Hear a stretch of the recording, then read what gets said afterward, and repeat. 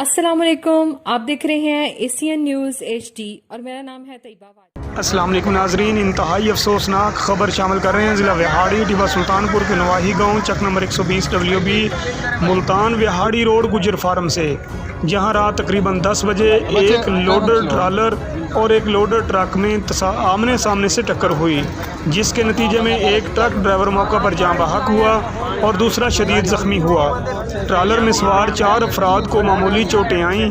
Truck کا cabin مکمل طور پر پریس ہو گیا، جو کہ کرین کی مدد سے کیبن کو کھینچ کر جاں بحق ٹرک ڈرائیور کی لاش نکالی۔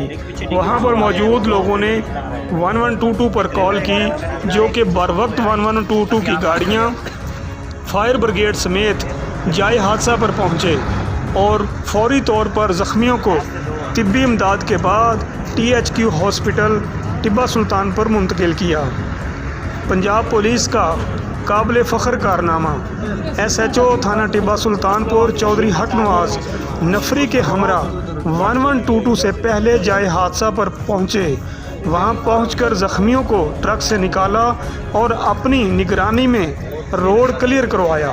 وہاں پر موجود لوگوں کا کہنا تھا کہ تھانہ ٹیبہ سلطان پور کی تاریخ میں یہ پہلا SHO ہے کہ جس نے درد انسانیت دل میں رکھتے ہوئے خود اپنے ہاتھوں سے زخمیوں کو اور ٹرک ڈرائیور جاں بحق کی لاش کو اپنے ہاتھوں سے نکالا۔